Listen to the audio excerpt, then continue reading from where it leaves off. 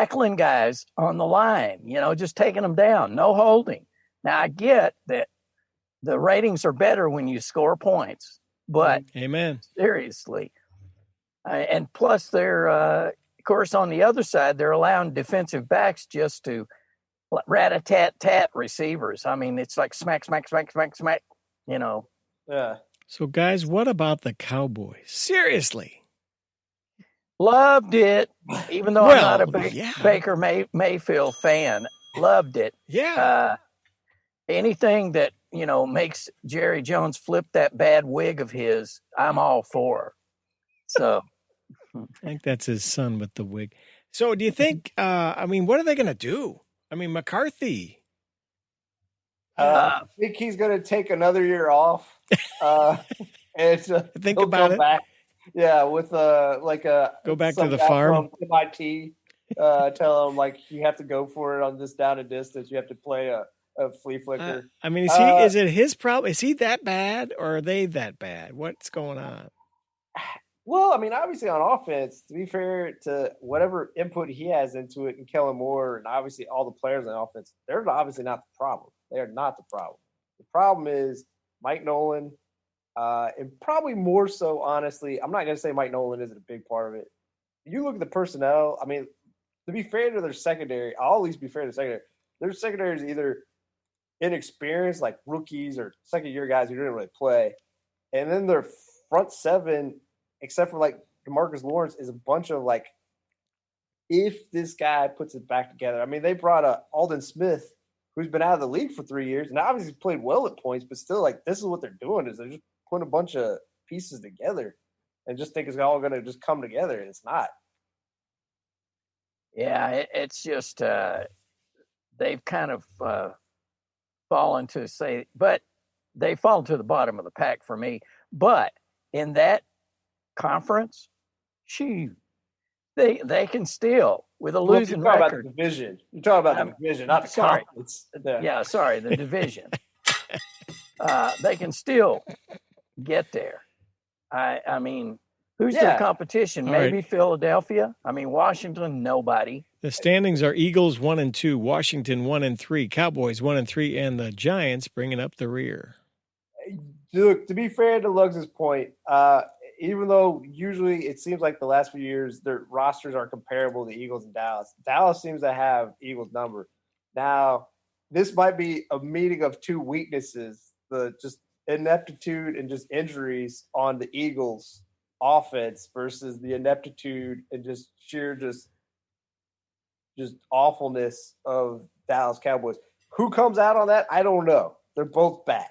So, So we've got 3 or 4 teams that are 0-4. Are those teams include the Falcons, the Texans, the Jets? Are they done for the year? Should we just say thanks for being alongside?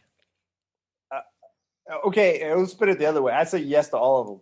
Can you make a case for any of those teams? To do what? Falcons is the other one. Did I mention Falcons? Yeah. Falcons, no. They're toast. Jets? Yeah. Texans are a huge disappointment, aren't they? They are. I'll let Lugs go. I was just going to say, but, let's be honest. Bill O'Brien, not the guy. Not the guy. I'm sorry. And now you're going to have the oldest coach ever in the NFL heading up a team. Romeo? What's Romeo's age? I don't know. I didn't know this. 74. 74? And the Papa Bear Hallis was 72. He was the oldest coach. Wow. I thought maybe Hank Stram was coming back when you talk like that. Yeah. Okay, and here's another thing. Now that we're 4 games in, are we kind of beyond? We had no preseason. Are we kind of at mid-season form? Do you think these are the teams? Now this is what your team is. I think this week and next week going forward, yes. I think you're starting to see. This is what we can do.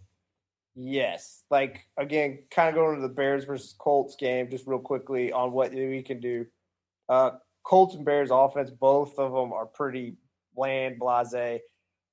Colts have a better defense, but Bears have a very talented defense. Like, that's who they are. Bengals have a fairly interesting offense. Jags have a fairly interesting offense. Neither of them have defenses. They're the coin flip of the Bears and the Colts, essentially. Green Bay is just dealing. Aaron Rodgers, didn't have his 2 top wide receivers. Takes Robert Tanya, makes him look like Tony Gonzalez with 3 touchdowns on Monday night. So, and why they drafted not only a quarterback but also A.J. Dillon in the second round and Aaron Jones is like making catches out of the backfield, running for 70 yards. Yeah, it's crazy. I don't know. So, but I was just gonna say the other thing I wanted to point out is I watched Cards versus Panthers. Yeah. To give some love to the local guy, Teddy Bridgewater. Yeah. Really dealing. He's really dealing right now. Going into that game, Kyler Murray, was still more of the talk of town. He easily outplayed Kyler Murray. Mm-hmm. And I know Hopkins is the big name in terms of all the wide receivers in that game. He's the biggest name, but the Panthers wide receiver core is easily better than the Cardinals by a very large range. So Panthers are 2-2, 4 games in. That's not bad. Probably more than what people expected. Credit to Matt Rule, because think about this. They won those 2 games without Christian McCaffrey. Right. So, yeah. So, big props to him. And I know I changed my stance on Cliff Kingsbury, and I still stick with apologizing to him. But I'll tell him that when you see him next, yeah. Yeah. Former enemy, now begrudging friend of the podcast, Cliff Kingsbury. Well, we'll look him up. I don't bet. I know Luggs sometimes dabbles in people out in the desert, but I don't bet. But, man, I should have remembered that Matt Rule owns Cliff Kingsbury going back to Big 12. So that was a big mistake on thinking the Cards were going to win that game. So. Yeah. It was a good weekend sports wise in football for sure, and I think we've seen the best of the best with Kansas City and maybe Seattle.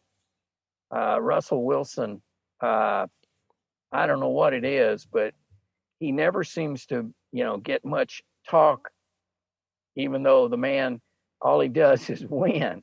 Yep. So I would be interested in seeing a Seattle, Kansas City sort of matchup. Yeah, I wouldn't mind seeing that Super Bowl either. The only thing I worry about is on the one end is just you are who you are. Seahawks defense is. Mm-hmm. The pressure that's put on Russell Wilson because he has to deal or else they're not winning. Like that. Like we saw with Pat Mahomes. Pat Mahomes was I think we'd all agree. Pat Mahomes is pretty off in that New England game. Yeah.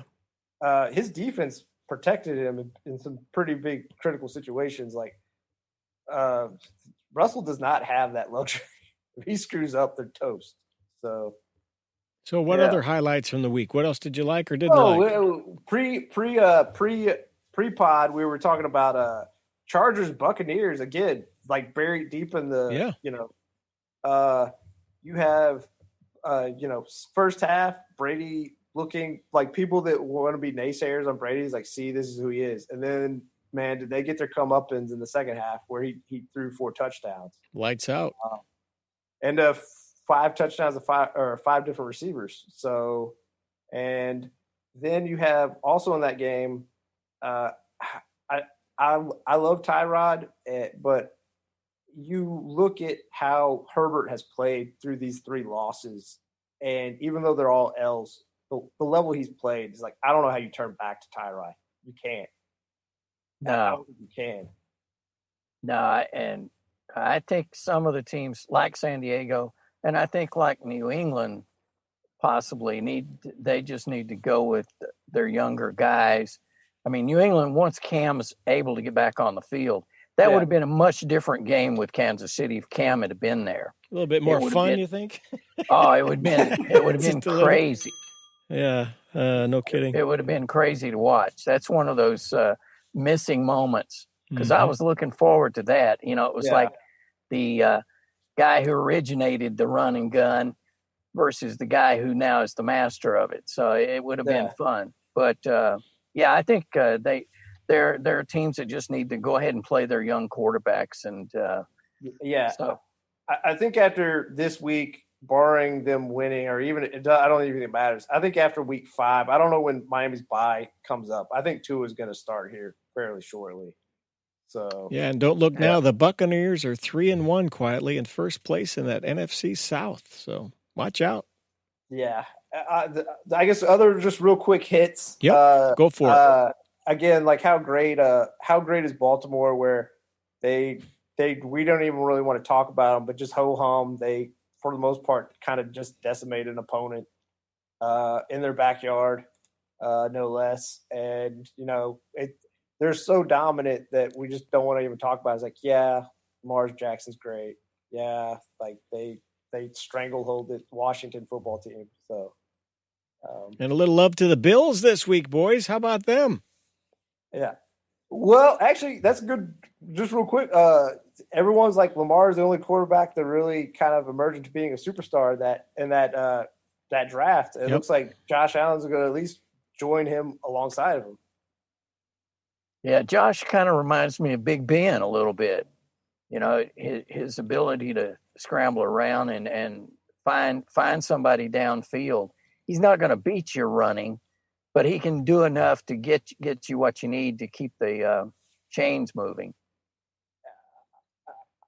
Yeah, as an aside, I will say this. It's always fascinating and obviously it's other pieces in point, but it just adds that one extra piece that makes it explode all of a sudden. Like you look at the 49ers defense before last year, they were good, but once they added Nick Bosa, they became like a top 3 defense. And Josh Allen showed flashes last year, and obviously I'm not saying he wasn't maturing to something better, but they trade for Stephon Diggs, and you just look at how their offense has now become one of the top 3 offenses in the league, and it's just amazing. Click, click, click. Oh, yeah. Yeah. So now, the couple of those highlights to Diggs were pretty amazing throws, under duress and all of that. Yeah. So. And I guess the other one I'll just say is, even though I'm not saying his arm isn't a liability to a degree sometimes, Breeze still makes it happen. Mm-hmm. They were down early, I think 14-0 against the Lions, and they just, I think, scored all their points were unanswered until like Stafford threw like a touchdown that didn't even matter. So maybe it affected the over/under. I think that's the only thing it affected. So. Yeah. All right. Yeah. What else we got? That's it today or anything else? Well, I would just, in the other stuff department, we got to say goodbye to Eddie Van Halen. Yeah. How about that? The guitar master who passed today from cancer. Anyway, I just wanted to note the boy, he invented rock guitar in a certain style, that sort of rock heavy metal crossover. Yeah, you don't really know Eddie Van Halen. What is it? The guitar solo and was it Lugs? Which Michael Jackson Beat It. Oh yeah, so beating on the window to get him to play. You've heard that little? They knock him up. Yeah, allegedly. He didn't know when to come in, so they knocked on the window. Yeah. Well, and what was cool about that whole period was their record, 1984, was behind Michael Jackson the whole time. And so they had the number 2 record. Michael Jackson had the number 1, and Eddie was on both of them. So that was cool. Yeah. And that's sports and other stuff. All right. Yep, that's it, I guess. Sports and other stuff, mostly other stuff today. Brought to you by First National Bank. Come as you are, bank from your car at First National Bank's convenient drive-through window. We also have a time and temperature line. You just call and ask for Fish, and he will let you know that it's warm, it's cold, it's hot, whatever it happens to be.